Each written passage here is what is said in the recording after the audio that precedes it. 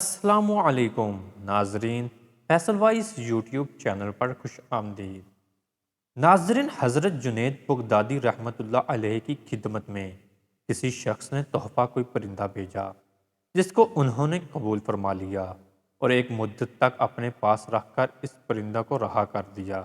یہ دیکھ کر لوگوں نے آپ سے اس کا سبب دریافت کیا تو ارشاد فرمایا کہ اس پرندہ نے مجھ سے فریاد کی کہ جنید، افسوس ہے کہ آپ تو اپنے احباب کی مناجات سے لطف اندوز ہوتے رہیں اور میں بے منس و غم خوار آپ کے اس پنجرے میں قید رہوں۔ اس کا یہ درد بری فریاد سن کر اس کو آزاد کر دیا اور وہ پرندہ جاتے وقت یہ کہہ کر اڑ گیا کہ جب تک کوئی پرندہ ذکر الہی میں مصروف رہتا ہے وہ جال کے پھندے سے آزاد رہتا ہے، اور جہاں ذکر الہی سے غفلت ہوئی کسی نہ کسی جال کے پھندے میں پھنس جاتا ہے۔ میں تو بس ایک ہی مرتبہ ذکر سے غافل ہوا تھا کہ مجھے اس کی سزا میں پنجرے کے قید میں مقید ہونا پڑا۔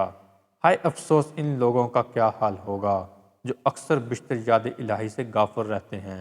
ناظرین، حضرت جنید، میں آپ سے مستحکم وعدہ کرتا ہوں کہ اب کبھی ایسا نہ کروں گا۔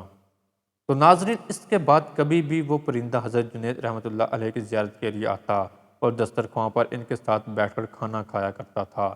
چنانچہ جب حضرت جنید رضی اللہ تعالی عنہ کا انتقال ہوا تو وہ پرندہ بھی تڑپ کر زمین پر گرا اور اس کی روح پرواز کر گئی۔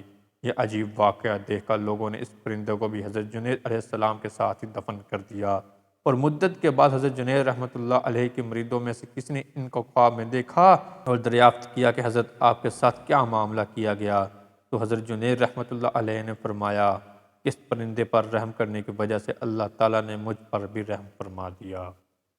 ناظرین، ہماری آج کی ویڈیو آپ کو کیسی لگی؟ لائک اور کمنٹ کر کے ضرور بتائیے گا۔ ملتے ہیں اپنی اگلی نئی ویڈیو میں، تب تک اپنا بہت سارا خیال رکھیے گا۔ اللہ حافظ۔